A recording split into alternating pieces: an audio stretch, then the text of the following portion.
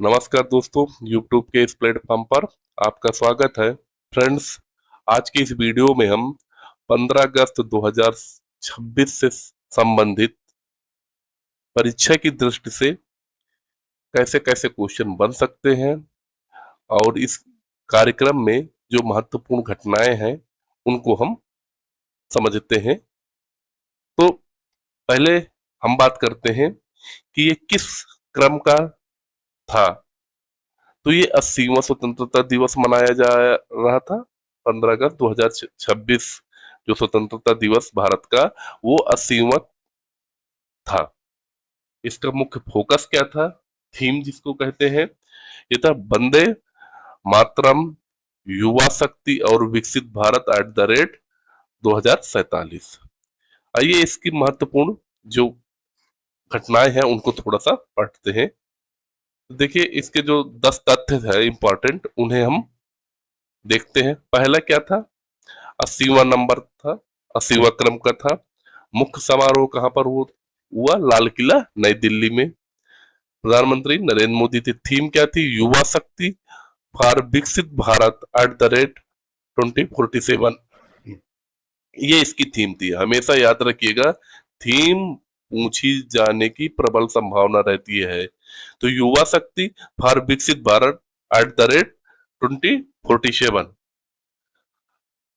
सबसे ज्यादा इंपॉर्टेंट क्या था? वंदे मातरम का जो आपका 150 साल पूरे हुए हैं, ये सबसे 2026 में वंदे मातरम के 150 साल पूरे हुए, तो इसे सबसे पहले लाल किला में गाया गया है। तो लाल किले की प्राचीर से पहली बार वंदे मातरम का औपचारिक गायन हुआ था।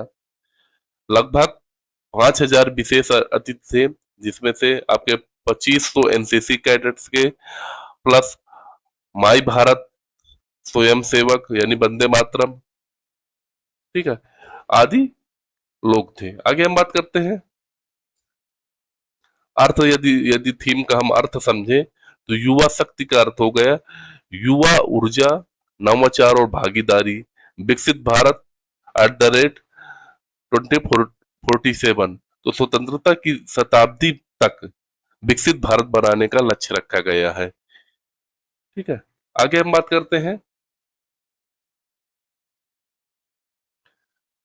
वंदे मातरम के जो 150 वर्ष पूरे हुए हैं उससे संबंधित हम थोड़ा सा ध्यान दे लेते हैं।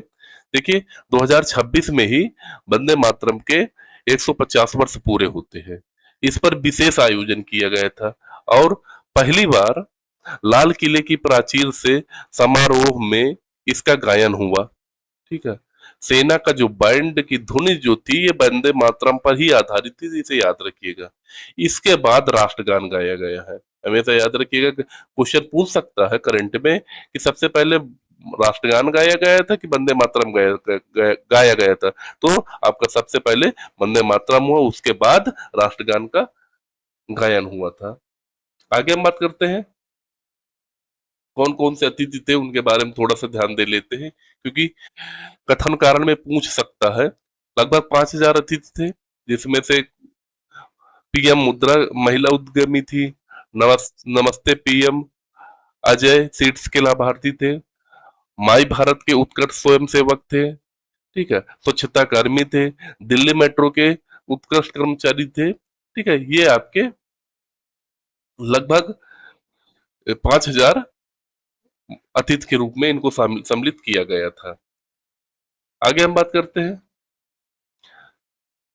कौन सा राज्य किस योजना समूह के उसमें सम्मिलित था। तो DDY, GKY यानी इसका पूरा नाम करे दीनदयाल उपाध्याय ग्रामीण कल्याण योजना के 6 लाभार्थियों को, जिन राज्यों से विशेष अतिथि बने थे उनमें से राज्यों को देख लेते थे।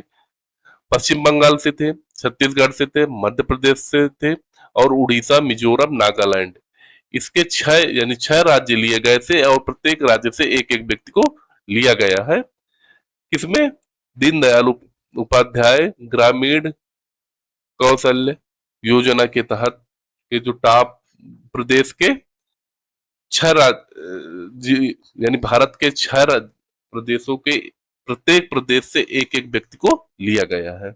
इसमें से थोड़ा सा ध्यान ये रखिएगा कि यहाँ से क्वेश्चन बनने की संभावना है कि कहीं पूछ ले किस राज्य के व्यक्ति को नहीं लिया गया या लिया गया निम्न में से। तो इसमें से याद रखिएगा, पश्चिम बंगाल के लिए गए, छत्तीसगढ़ के लिए, मध्य प्रदेश के लिए गए, यूपी नहीं है, ठीक है, ध्यान रखिएगा।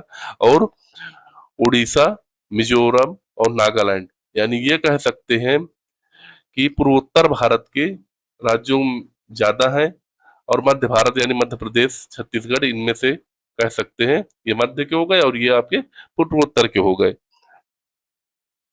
आगे हम बात करते हैं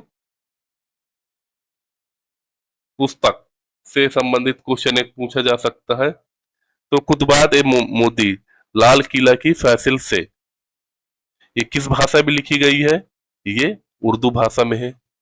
क्या है इसमें कि 2014 से 25 के मध्य प्रधानमंत्री नरेंद्र मोदी के लाल किले से दिए गए स्वतंत्रता दिवस संबोधन का संकलन है।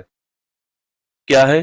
खुतबात ए मोदी लाल किला की फैसल से, नाम से ही समझ में आ रहा है, ठीक है। 2014 से लेकर 2025 के मध्य मोदी जी द्वारा जितने भी भाषण दिए गए उनका संकलन इस पुस्तक में है। जारी कब हुई थी? 2026 में। प्रकाशक संस्था कौन सी थी? तो वो थी आपका एनसीपी यूएल, यानी national council for the promotion of Urdu language, ठीक है ना। याद रखिएगा, भाषा पूछी जा सकती है कि ये किस भाषा में लिखी हुई है, तो उर्दू भाषा में। संबंधित मंत्रालय कौन सा है? शिक्षा मंत्रालय है। पुस्तक का नाम क्या है? लाल किला की फैसल से। इसमें क्या है? 2014 से लेकर 2025 के मध्य मोदी जी द्वारा लाल किला में जितने भी भाषण दिए गए उनका संकलन है। भाषा किस में है? तो उर्दू में है। इसे याद रखिएगा, सबसे ज्यादा इंपॉर्टेंट है पुस्तक का नाम और इसमें यह किससे संबंधित है। आगे हम बात करते हैं इस समारोह में पहली बार क्या क्या हुआ था। तो सबसे पहले पहले आपको पहले ही हमने बता चुके थे कि वंदे मातरम का गायन पहली बार हुआ था। 2026 के आमंत्रण कार्ड पर सेवा तीर्थ को प्रमुखता दी गई है, ठीक है। और जो बैठने की इंक्लूसिव का नामकरण हुआ था वो भारत की प्रमुख झीलों के नाम पर था। युवाओं और युवा अचीवर्स पर विशेष ध्यान रखा गया था इसमें, जो ये पहली बार हुआ। आगे हम बात करते हैं नंबर्स में से देख लेते हैं, ठीक है। 2500 एनसीसी कैडर्स के माई भारत सेवक के व्यक्ति थे जो अतिथि थे। 343 देश भर में सैन्य सुरक्षा बैंड प्रदर्शन वाले प्रमुख संस्थान थे। 5000 लगभग विशेष अतिथि थे। 19 अंतरराष्ट्रीय, याद रखिएगा, 19 व्यक्ति जो अंतरराष्ट्रीय physics, chemistry, biology, mathematics olympiad के भारतीय पदक विजेता विद्यार्थियों को विशेष आमंत्रण मिला था। कितने? ये पूछा जा सकता है। 19 जो ओलंपियाड के पदक विजेता थे। एनसीसी के कितने व्यक्ति थे? 2500। सैन्य सुरक्षा बैंड कितने थे? 343 से लगभग विशेष अतिथि कितने थे? 5000 थे। आगे हम बात करते हैं समारोह, जो समारोह हुआ था उसका एक फ्लो देख लेते हैं। प्रधानमंत्री का आगमन हुआ, फिर गार्ड की, क्योंकि कभी कभी ऊट पटांग के क्वेश्चन पूछ लेता है, ठीक है। तो उनमें से थोड़ा सा समझ लेते हैं कि जैसे क्वेश्चन क्या बन जाएगा यहाँ से कि प्रधान जो 15 अगस्त 2026 में लाल किले में जो प्रोग्राम हुआ था उसका क्रम बताइए, कैसे कैसे हुआ। तो प्रधानमंत्री के पहले आगमन हुआ, फिर गार्ड की सलामी हुई, राष्ट्र ध्वज का आरोहण हुआ, वंदे मातरम का गायन हुआ, फिर राष्ट्रगान हुआ। इनका क्रम पूछ लेता है जब एग्जामिनर का दिमाग डिस्टर्ब हुआ, ये कह सकते हैं इनका। आगे हम बात करें सैन्य सलामी और गार्ड, ठीक है। इसमें से कुछ विशेष नहीं है, फिर भी एक बार देख लेते हैं। National flag guard army plus navy plus air force plus Delhi police में रहती है। इसे याद रखिएगा थोड़ा सा, सलामी देने में इतने व्यक्ति रहते हैं। आर्मी के रहते जवान, नेवी के भी रहते, एयरफोर्स की भी रहते और दिल्ली पुलिस की भी रहते। प्रत्येक सेवा के एक अधिकारी प्लस 32 अन्य रैंक के होते हैं। गार्ड की कमान कौन ले रखा था? मेजर लोकेंद्र सिंह शेखावत, ये याद रखिएगा। और बाकी आपका कोई विशेष, हाँ बैंड की धुन याद रखिएगा, वंदे मातरम के तर्ज में गाई गई थी। ठीक है, आगे हम बात करते हैं। हेलीकॉप्टर से जुड़ा यार प्रश्न पूछा जा सकता है, आपने टीवी में देखा भी होगा। क्वेश्चन और सीधे आंसर हम के रूप में इसको बना दिया गया है हमने।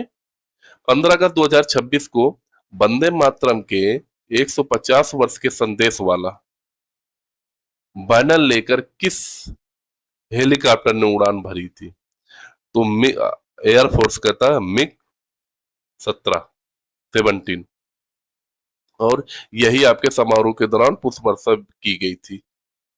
याद रखिएगा, हमने आपको बताया था वंदे मातरम के 150 वर्ष पूरे हुए हैं। ठीक है, और इसी का बैनर लेकर के मिग 17 उड़ा था। आगे हम बात करते हैं। झांकी का भ्रम देखिए न रखिए, दूर करें कैसे? 15 अगस्त के लाल किला समारोह को 26 जनवरी के रिपब्लिक डे से न जोड़ मिलाएं। रिपब्लिक डे में 2026 की 30 झांकियां अलग अलग कार्यक्रम से संबंधित थी। उनमें से कुछ झांकियां जो बाद में भारत पर्व में रेड फोर्ट पर प्रदर्शित हुई थी। इसलिए प्रश्न में 15 अगस्त से 26 जनवरी, लाल किला या कर्तव्य पथ शब्द ध्यान से पढ़ें। ठीक है, आगे हम बात करते हैं। क्वेश्चन के रूप में प्रैक्टिस कर लेते हैं। किस भारत ने 15 अगस्त 2026 को कौन सा स्वतंत्रता दिवस मनाया? 80वां। आगे हम बात करें। 15 अगस्त 2026 के समारोह का प्रमुख थीमेटिक फोकस क्या था? युवा शक्ति फॉर विकसित भारत @ 2047। आगे हम बात करें। खुतबात ए मोदी किस लाल लाल किले की फैसल से किस भाषा में लिखा? तो उर्दू भाषा में प्रकाशित हुई है। आगे हम बात करें।